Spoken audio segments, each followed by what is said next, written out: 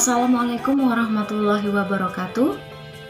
Sebelum kita memulai pembelajaran pada hari ini, mari kita berdoa terlebih dahulu sesuai dengan agama dan kepercayaan masing-masing.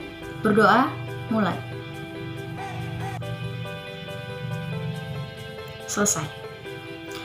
Oke, Ibu persesi terlebih dahulu ya. Vicky Zulaikha, Maulana Insanul Kamil, Ridho Imam Fauzi, Saiful Ahmad Farizal, Indah Rizky Mulyani, Anggita Cahya Martikasari, Ilham Afifuddin, Ersa Adi Subroto, Ibrahim Baskara, Ilham Al-Barsani. Oke, bagus, sudah Ibu persesi semuanya. Alhamdulillah semuanya berangkat di hari ini. Ya, apa kabar semuanya? Oke, alhamdulillah sehat semuanya. Baik, nah semangat ya hari ini. Walaupun pembelajaran kita kali ini berada di dalam kelas, baru minggu depan kita akan melaksanakan praktek di lapangan. Nah, sebelum pembelajaran, Ibu akan memberikan sebuah game. Nah, namanya adalah sebut buah. Permainannya seperti ini. Jadi nanti kalian akan berhitung mulai dari depan, dari bangku depan sampai bangku ke belakang. Nah, peraturan permainannya adalah yang mendapatkan jatah hitungan ganjil harus menyebutkan nama buah. Kemudian yang menghitungnya sudah benar dan atau mendapatkan jatah ganjil kemudian dia menyebutkan nama buah dengan benar, boleh duduk kembali. Sedangkan yang salah harus tetap berdiri. Seperti itu ya anak-anak. Oke, baik. Mari kita mulai permainannya.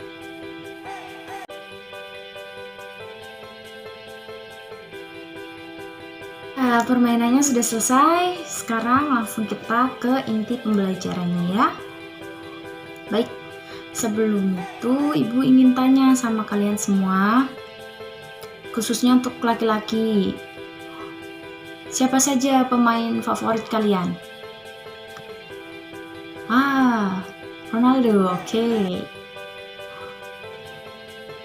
Ya, atau tim favorit kalian? Manchester. Oke. Ya, ini jangan berselisih ya. Ini hanya pertanyaan sederhana dari Ibu. Siapa pemain favorit kalian dan juga tim favorit kalian. Jadi jangan berseteru, oke? Ya. Jadi Ibu akan bagi 4 kelompok. Kelompoknya sesuai bangku kalian saja karena ini ada 4 barisan bangku. Jadi dari bangku depan sampai ke belakang itu kelompok 1 ya, yang ini sampai sana kelompok 2, kemudian ini depan sini sampai ke belakang kelompok 3, dan yang pojok sampai ke belakang itu kelompok 4. Oke, biar lebih efektif ya. Ya, oke. Nah, oke ya, silahkan dilihat, itu adalah tampilan dari PowerPoint. Tampilan pertama adalah mata pelajaran kita, yaitu penjas orkes. Kemudian kelas atau semester adalah kelas 7 semester 1. Materi pokok kali ini yaitu sepak bola. Nah, alokasi waktu yang kita miliki dalam pembelajaran yaitu 3 kali 40 menit atau 2 jam ya anak-anak. Ya, selanjutnya ada kompetensi dasar.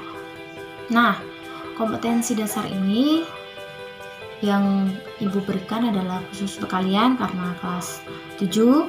Jadi 3.1 memahami kombinasi gerak spesifik dalam berbagai permainan bola besar, sederhana, dan atau tradisional. Kemudian 4.1 mempraktikkan kombinasi gerak spesifik dalam berbagai permainan bola besar, sederhana, dan atau tradisional. Nah, yang Ibu ambil kali ini untuk permainan bola besar adalah sepak bola. Nah, tujuan pembelajaran kali ini.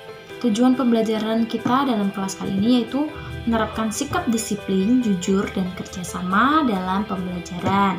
Kemudian menjelaskan sejarah dan pengertian sepak bola, dan selanjutnya menjelaskan macam-macam teknik dasar dalam sepak bola. Oke. Materi pembelajaran. Nah, materi pembelajaran kita kali ini adalah pengertian dan sejarah sepak bola, ukuran lapangan, posisi pemain, teknik dasar mengumpan, kemudian kesalahan dalam mengumpan. Pengertian dan sejarah sepak bola. Sepak bola merupakan cabang olahraga yang menggunakan bola yang terbuat dari kulit, dimainkan oleh dua tim beranggotakan 11 orang. Nah, tiap tim terdiri dari pemain inti dan beberapa pemain cadangan. Tahun abad 2 dan 3 sebelum Masehi di Cina pada masa dinasti Han, masyarakat berusaha untuk menggiring bola kulit dengan cara menendangnya ke jaring kecil. Sedangkan permainan ini dinamakan kemari di Jepang. Nah, di Italia sendiri permainan menendang dan membawa bola sangat digemari. Namun ternyata banyak menimbulkan kekerasan saat pertandingan dimulai. Nah, Raja Edward III ini melarang olahraga tersebut karena banyaknya terjadi kekerasan saat pertandingan, dan Raja James I dari Skotlandia juga mendukung upaya larangan bermain sepak bola tersebut. Tahun 1863, tepatnya pada tanggal 26 Oktober, didirikan sebuah badan yang disebut dengan English Football Association. Nah, kemudian tanggal 8 Desember 1863 lahir peraturan permainan sepak bola modern.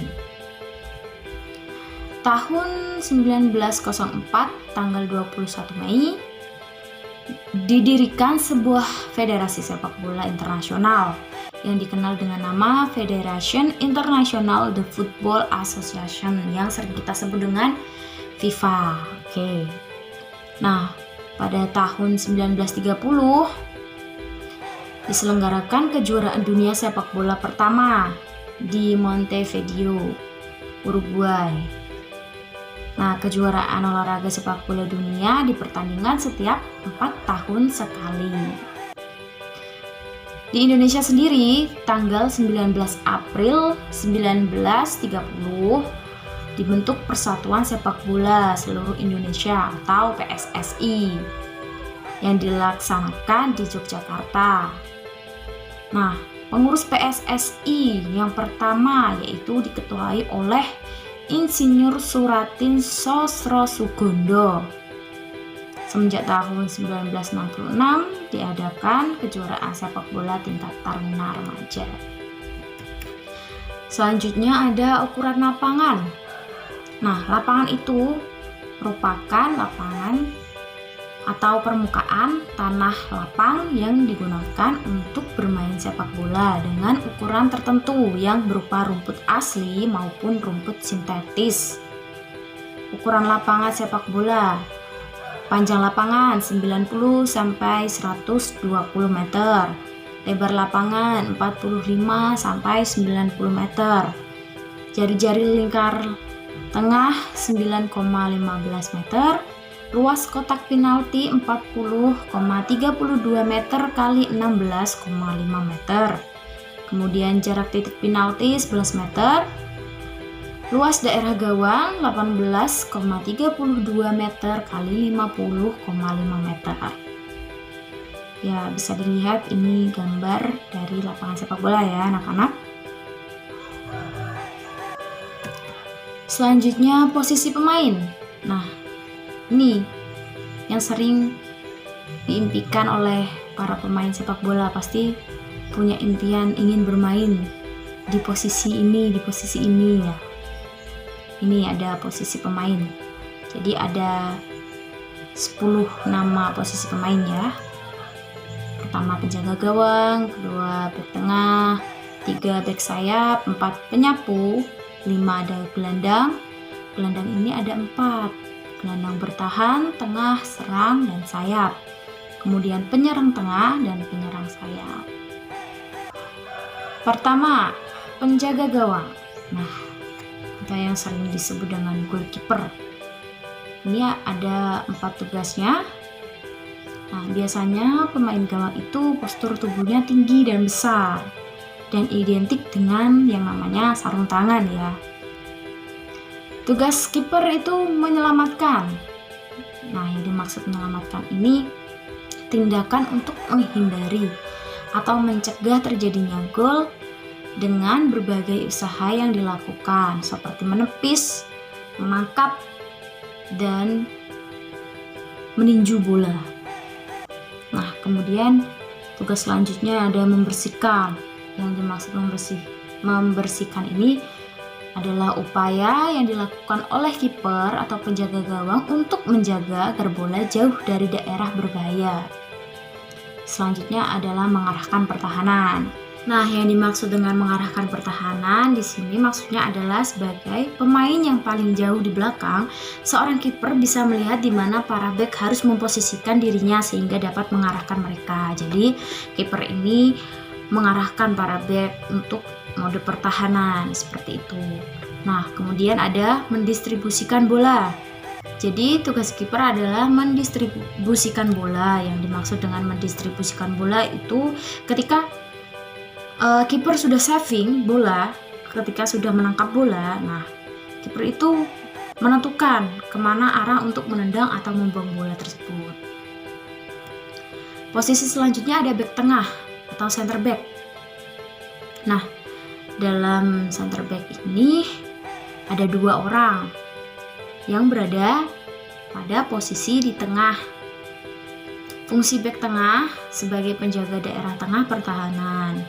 Nah, para pemain back tengah biasanya itu selalu berada di bagian belakang dari formasi bersama dengan kiper untuk mencegah terjadinya gol. Nah, skill yang dimiliki oleh center back ini yaitu menyundul yang apik guna membantu mencegah serangan saat terjadi tendangan bebas dari lawan. Posisi selanjutnya ada back sayap atau wing back. Nah, back sayap juga ada 2 orang pemain, yaitu left wing back yang diposisikan di daerah sayap kiri dan right wing back yang diposisikan di daerah sayap kanan. Tugas mereka itu menjaga daerah pertahanan sayap dan sesekali bertugas maju menyerang saat mau diserang. Selanjutnya ada penyapu atau sweeper. Nah, posisi seorang penyapu adalah di belakang garis pertahanan, tepatnya di depan penjaga gawang atau kiper. Biasanya seorang penyapu menjadi bagian dari formasi yang menggunakan 5 orang back. Tugas utama sweeper yaitu mengawasi, mendeteksi adanya bahaya lalu menyapunya. Gelandang bertahan. Nah, gelandang bertahan ini adalah pemain tengah atau gelandang yang posisinya di belakang garis pertahanan dan di depan para back. Sesuai yang ada di gambar, kalian bisa lihat. Nah, tugas utama dari gelandang bertahan adalah mencegah agar bola jangan sampai mencapai garis pertahanan. Pemain yang mengisi posisi ini adalah orang yang berkemampuan lebih dalam memotong serangan dari pemain lawan. Lihai merebut bola dari lawan dan bisa memposisikan dirinya dengan baik dan strategis. Posisi selanjutnya ada gelandang tengah atau center midfielder. Nah, ada beberapa nih tugas dari gelandang tengah, yaitu menjaga sektor tengah dalam permainan, mengatur ritme dari permainan, terkadang juga membantu pertahanan tengah maupun sayap, kemudian membuat peluang untuk striker, mencetak gol, dan menghentikan serangan lawan. Nah, posisi dari gelandang tengah ini yaitu ada di tengah lapangan. Biasanya mereka itu harus memiliki kemampuan teknis yang baik, stamina yang tinggi, cepat, kuat, cerdik, dan mempunyai berbagai taktik. Posisi selanjutnya ada gelandang serang. Nah, di posisi ini ditempatkan juga sebagai seorang playmaker. Jadi gelandang serang itu juga disebut dengan playmaker. Jadi gelandang serang ini juga disebut dengan playmaker. Nah, pemain yang diharuskan memiliki kemampuan mengendalikan bola yang baik ini diharuskan untuk menciptakan pola strategis sehingga tim berhasil memperoleh kemenangan. Posisi selanjutnya ada gelandang sayap. Nah, hampir serupa dengan gelandang serang ya, bedanya hanya terletak di tugas wilayah sisi lapangan saja, baik kanan ataupun kiri. Gelandang sayap termasuk ke dalam nama-nama posisi pemain sepak bola dan tugasnya pada formasi 4-3-3 dan 4-5-1. Seorang pemain gelandang sayap modern biasanya fleksibel, bisa menyerang dari tengah lapangan dan kadang juga beralih peran menjadi penyerang. Posisi selanjutnya penyerang tengah, center forward. Nah, berada di dekat gawang lawan, paling dekat dengan gawang lawan. Ini tugasnya untuk menyerang dan mencetak gol dari umpan bola dari rekan tim sendiri. Kemudian memberikan ruang pada gelandang serang dan pemain sayap saat mengalihkan perhatian pertahanan lawan. Kemudian penyerang tengah ini harus cerdas, kuat dan berani. Menjadi seorang striker juga mesti brilian ketika mendapatkan dan mengontrol bola dan bisa memegang bola dalam duel udara. Jadi harus jago dalam posisi penyerang tengah ini. Nah, kemudian ada penyerang sayap. Penyerang sayap ini merupakan pemain yang ditarik ke belakang untuk melakukan pergerakan menyerang. Tugasnya mencetak gol. Selain menciptakan gol, penyerang sayap juga berfungsi sebagai pembantu serangan dari sektor sayap, yaitu dengan memberikan umpan-umpan kepada striker atau tadi center forward dan membuka ruang agar striker bisa mencetak gol juga. Seperti itu. Ya. Selanjutnya ada teknik dasar mengumpan bola.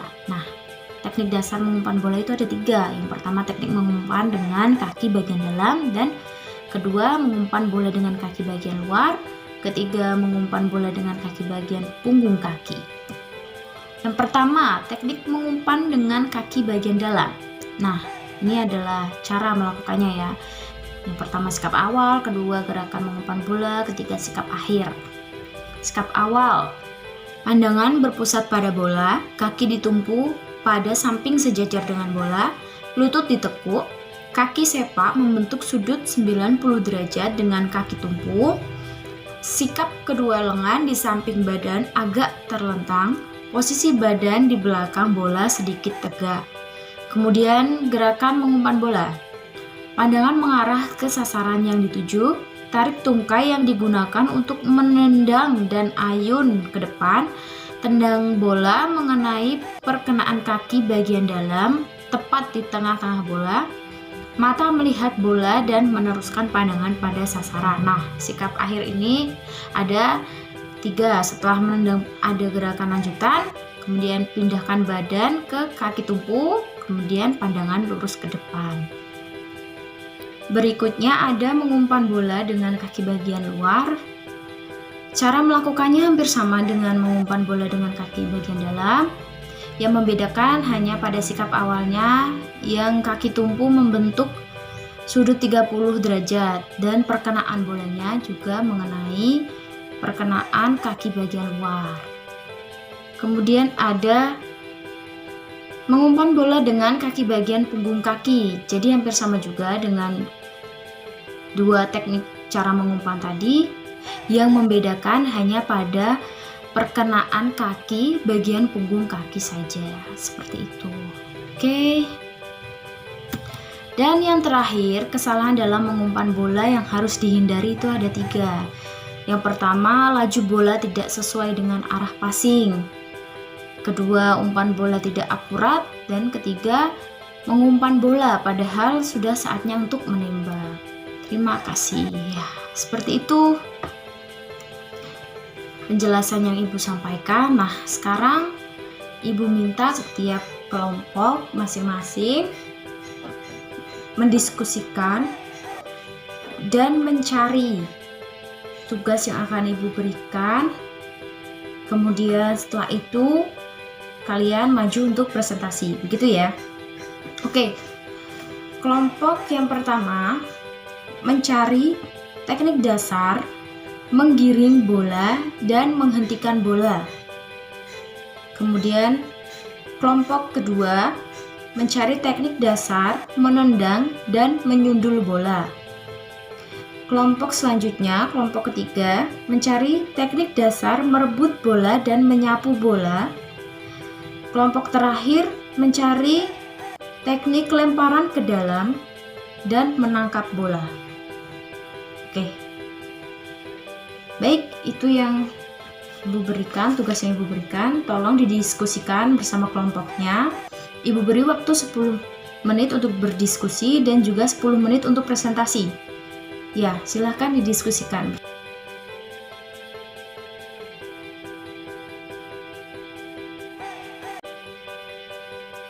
Sudah presentasi semuanya ya? Oke, Ibu rasa cukup untuk hari ini. Minggu depan kita akan melakukan praktik di lapangan, jadi Ibu minta jaga kesehatan kalian dan tetap semangat untuk belajar. Ibu rasa cukup untuk hari ini. Mari kita berdoa terlebih dahulu sebelum mengakhiri pembelajaran pada hari ini. Sesuai dengan agama masing-masing, berdoa mulai. Selesai. Terima kasih anak-anak.